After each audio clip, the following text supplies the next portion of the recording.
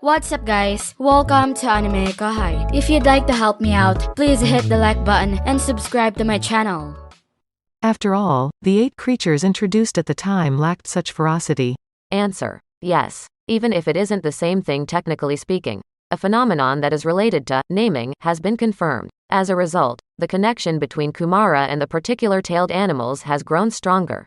Ah, I knew that. Because they didn't go into a state of low activity and I couldn't observe any changes in the magic monsters at the time, I didn't see it, but I had been thinking as much ever since I watched their combat. The 8 creatures, who had formerly been adorable magic monsters, now possessed a terrifying power. It had a remarkable before and after. Everyone was astounded. I was astounded as well.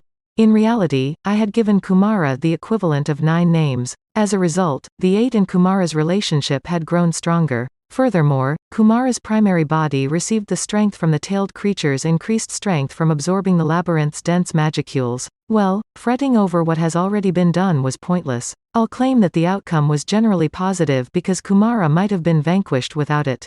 I granted the souls to Kumara. She succeeded in turning into a demon lord as soon as I accomplished it. The 8 monsters that made up Kumara's body shone and glowed as they returned to her main body. Then Kumara sprouted 9 tails. The one tail that had been there before turned golden. 8 more tails turned a sparkling silvery white. They were gorgeous furry tails. But Kumara herself was more gorgeous than that.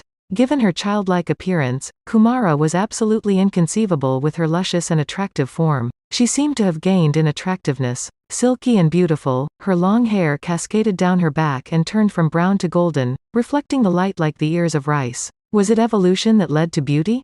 No, of course there were more magicules now. She had already exceeded the awakened gabble at this point. I never imagined she'd get to this point. Even though Kumara had a great deal of fighting prowess, her most potent skill could only be seen when all 8 monsters were united into a composite beast form, Chimera mode. On the other hand, when Kumara grew stronger, the 8 beasts would follow suit and also get stronger. Furthermore, a gift was only delivered to those 8 because their souls were linked by my naming. The worst aspect was that Kumara would get even more strength as a result of the power that had been granted to them. This amounted to a power monopoly in several ways. I saw a cunning, calculating character in Kumara that I could not have predicted given her attractive appearance. It was understandable that Kumara would find it difficult to get along with someone as clear and honest as Aito. However, Kumara shouldn't have had to bear the load of such a radical change. Kumara appeared to be struggling mightily to maintain consciousness. This had to end because if she kept pushing herself in this manner, she might become uncontrollable. Get back and rest a while. I gave a polite order.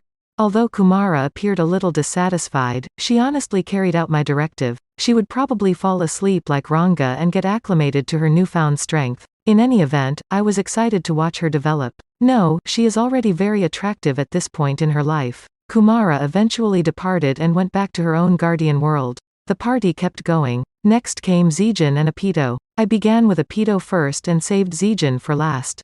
Aito, you performed admirably in the most recent combat. The Imperial General Minutes was by far the most powerful. He and you engaged in a fair fight. Your power is actual. You should be happy with who you are.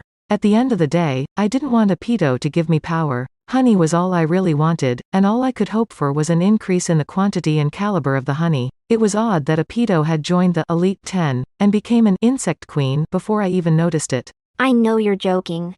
I wasn't even close to being prepared. I was only able to secure a tie after losing all of my countrymen. No, not that at all. Despite my best efforts, I was unable to talk after noticing Aito's smile. This time, I wasn't completely successful. I don't believe I deserve a reward because of this. That's what you say, but... Will you permit the souls of my brethren who fell in the most recent fight to dwell in me once again, nevertheless, if I may make a wish? What? What have you said? She doesn't want a reward, so why is she suddenly asking for something so absurd? They're clearly mistaking me for some incredible guy who can do anything, aren't they? How is this even possible? Answer: it's feasible. Consequently, you can do it. Putting myself aside, Raphael-san the Wisdom King is fantastic. Okay, when that happens, I'll allow the spirits of the dead to board you. She didn't even need to give Aito's siblings resurrection bracelets, because they were such wicked bugs. I debated whether or not to refer to them as heroic spirits, but I did so in this instance. I am thankful for this joy. Although Aito lacked the qualifications for evolution, she might benefit from Zeun's gift as a result. I made the decision to grant her desire because of this. I decided that this was the appropriate choice because Aito was happy. Zeun was up next. Zeun was the strongest, so I contemplated delaying his award, but I decided against it because I felt it would be pointless to worry about it. After all, I could tell he wouldn't lose control just by glancing at his composure. He was the most potent creature in the labyrinth, as was to be expected. His extraordinary fighting ability was also noted by Wisdom King Raphael-san, and he had an equal number of magicules as Benimaru. He even gained mastery over the dubious fighting methods used in manga after taking Veldora as a teacher. He had to be powerful, otherwise. He was the only member of the Elite 10 to have defeated the strongest Imperial army in this war, a foe the other members would have found challenging. If they lost the conflict with them at the same moment, they would be fools. Zeun, however, was able to combat them soundly and prevent them from getting away with it. He demonstrated his prowess as a combatant.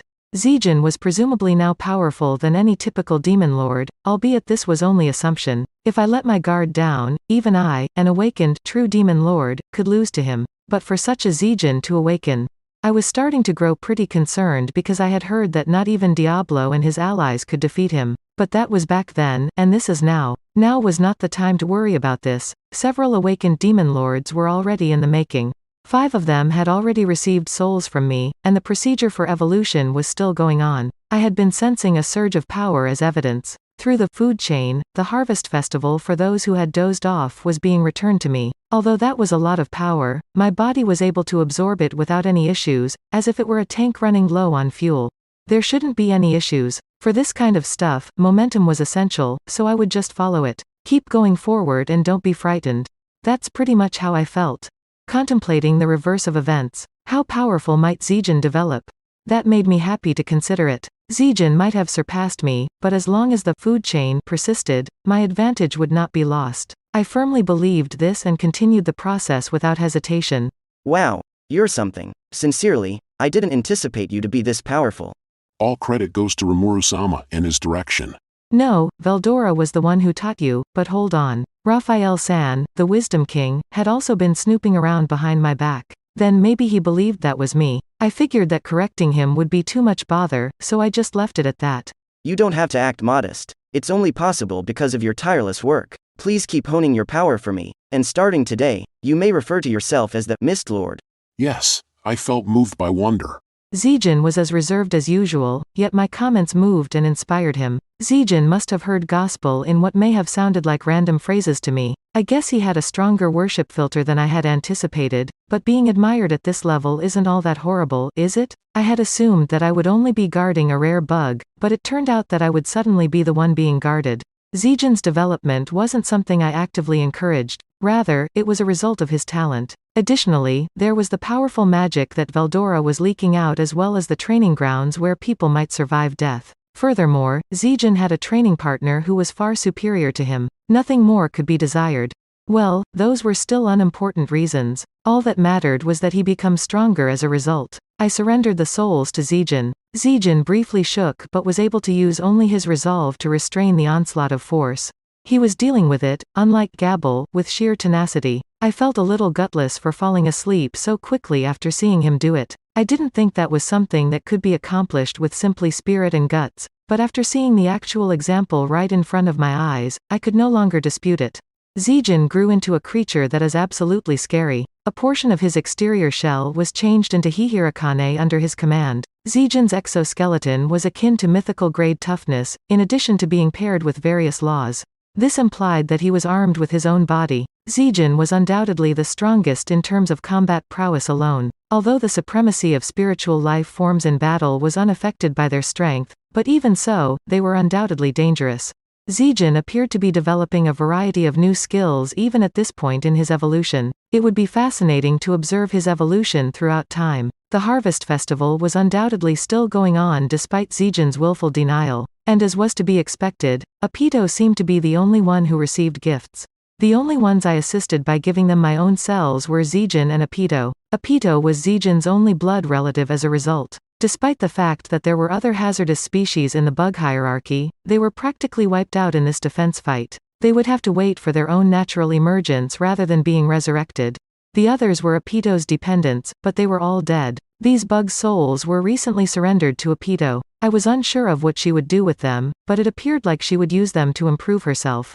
Her evolution's outcome would demonstrate it. Aito did not appear upset in front of me throughout the celebration either. She maintained her composure and endured with royal poise. I was as impressed by her performance as Zeun was. I instructed them to go back to their respective locations while feeling admiration for them both. Zeun and Aito returned to their labyrinth residence following the party and transformed into cocoons. They may then easily finish their evolutionary process. Along with her dependents and subordinate bug souls, Aito absorbed Zeun's gift. She acquired a tremendous quantity of energy in her body as a result. Her flesh disintegrated as a result, and she was resurrected with a more powerful and combat-ready body. Aito was reincarnated, and with the newly obtained unique skill, Queen Worship, she was able to produce as many as 9 insect-like Majins, each of which possessed traits from a variety of bugs. Queen Worship's special ability allowed her to absorb the ecology of the bugs she had consumed and generate them as Majin. On this floor would eventually grow a teeming society of Majin. The real queen, Aito, would rule. Aito was a follower of Zeun and a member of the Elite 10. Zeun would therefore not be reluctant to show Aito favor, so it made sense that Aito would evolve unnaturally. Zeun was not an exception, despite Aito, the gift's recipient, having undergone such rapid evolution. Even while his physical strength had improved, he had more magicules than an awakened claimant did. But there was one skill that had evolved through evolution that was even more troublesome. Zeun's power was entirely different from Aito's Queen Worship, which was both an incredible power in its own right and also had such a flaw in its execution that it could be likened to the Great Sin skills. He had obtained the real ultimate power known as Illusion King Mephisto, an ultimate skill. He had acquired a skill as a disciple of Veldora that was genuinely deserving of him. Zeun was without a doubt the ruler of the labyrinth with this ability. Aito made a paradise of insects. Zeun and Aito would secure their absolute status as king and queen. With that, Adelman's crew was the only one left in the labyrinth. Adelman, who was a bit of he was a tremendous nutcase, placed a lot of faith in me. If I'm being completely honest, he reminded me of Diablo. It wasn't all awful, though, as this is what allowed him to utilize holy magic.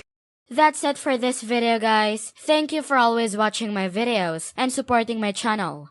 Shout out to the new members of AnimeKouhai supporters: Fuzly Topadar, Paiter Midlowski, Aro Dare, Matandahan, Vastolord, Nobody0034, Chris Jr., Faiz Mansur, Martin Ramos, Mika Espinosa. Thank you so much for helping out. I'll see you guys in the next video.